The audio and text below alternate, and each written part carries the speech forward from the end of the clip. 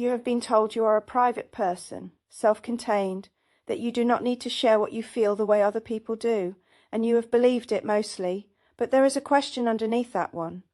Why does showing someone what you feel cost you so much? Why does it feel less like privacy and more like a door you cannot open? There is a particular silence that certain people carry, not the silence of having nothing to say, the silence of having seen too much, too young, and learning that most of what you see is not safe to speak aloud. If you have lived inside that silence, you are not alone in it. You are not the first, you will not be the last. Today we go back to the first time you brought something true to another person, and it was not received, and to the conclusion you drew from that, the one you have been living inside ever since. Start with the behaviour itself before any explanation. When something moves in you, joy, grief, fear, or need, you process it alone. You feel the whole of it in private, and then you present the finished version. The contained one, the one that asks nothing of anyone. People who know you call you guarded, self-sufficient, hard to read. Some of them have stopped trying, and you have a set of explanations ready because you have asked yourself this question before. You are private by nature, or you learned somewhere along the way that your feelings were too much for people, so you learned to manage them yourself. Or, the quietest explanation of all, that you do not really need to be seen the way other people seem to need it. I want to be careful here because none of those explanations is empty. They are not wrong. You are self-sufficient now. You did learn to manage on your own, and you became good at it. There is real privacy in you, and real strength in the containing. The surface explanation accurately describes the surface. It is true as far as it goes. The trouble is only this: it does not go very far. And you have probably sensed that yourself, which is why the question keeps returning. So let us go further. Take the first explanation, that you are private by nature. Privacy is a choice. A private person keeps the door closed because they have decided to, and they can open it when they decide to. So test it. Bring the raw, unfinished thing to someone safe. Not the summary, the real signal while it is still moving. Notice what happens. For many of you, you cannot. Not will not, cannot. The door does not open even when you want it to, even when the person is safe, even when every adult reason says it would be fine. A capacity you cannot switch on at will is not a preference. It is not privacy. It is something that was decided for you a long time ago. Now take the second explanation, that your feelings were too much. This one assumes the signal was excessive. Go back and measure it. Picture a small child who has made something. A drawing, perhaps, or a thing built from whatever was to hand. He carries it across the room with the whole of himself, and he holds it up. He is not asking for praise. He is offering the thing and the feeling inside it openly, the way small children offer everything, and the adult is tired, or turned away, or somewhere else behind their eyes. They say a word without looking. The child stands there with it still in his hands. Look at what he brought, not too much, the ordinary correct amount, a true signal sent openly, and it met no one able to catch it. The volume was never the problem. Here is what that child could not know.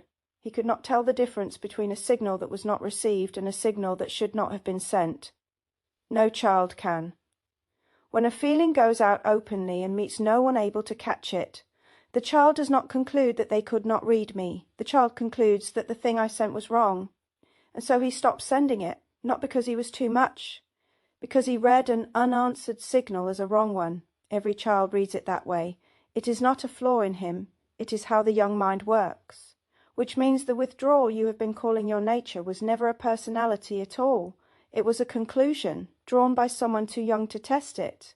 And a conclusion, unlike a nature, can be wrong. What you are describing has a name older than psychology. Because the wound did two things at once. It taught you to stop sending your own signal, and in the same stroke it turned the whole perceiving faculty inward, and then outward toward everyone else. The child who could not get his own feeling received grew into the one who can, in an instant, feel whether anyone else's feeling is being received. The unmet signal became an instrument for detecting unmet signals in every room you enter. You know who is not being heard. You know it before they do. This is the wounded healer. In myth he is Chiron, the healer whose own wound never closed, who could tend the wounds of others precisely because he knew the wound from the inside. This is not mysticism. Jung understood the wounded healer as a structure rather than a story, the one who heals not from the safe distance of being cured, but from the open wound itself. Your perceptiveness was not something you were born performing. It grew slowly in the silence where your own expression used to be. It is the most patient kind of tending, and it cost you the thing it grew from. But the same pattern has a shadow, and you should see it clearly. The wounded healer who never turns the attention back can spend an entire life receiving everyone else's signal and sending none of his own. You become fluent in other people's interiors and mute about your own.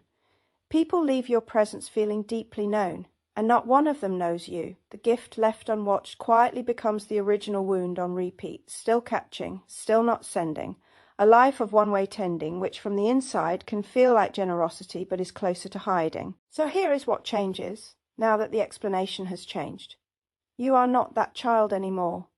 The conclusion was drawn by someone who had no way to test it, in a room he did not choose, with the people who happened to be there. You can send a signal now, as an adult, and find out something the child never could. That the silence which once met your feeling was never a verdict on the feeling. It was only ever a room without the right person in it. The work is not to force the door. The work is to stop trusting a conclusion you reached before you had the words to argue with it. If this has landed somewhere it needed to land, and you may already know what comes next. There are 7 Sigma INFJ archetypes, and each one carries a different gift, a different burden, a different mythic responsibility. The link in the description will take you to a free assessment that reveals yours. It takes about 3 minutes. The answer tends to land harder than people expect. And if you want to keep walking these threads with me into the deeper psychology of the Sigma INFJ, into the archetypes the world has forgotten how to name, subscribe. There are far older and stranger things still to uncover. Until next time, find your power, know your myth,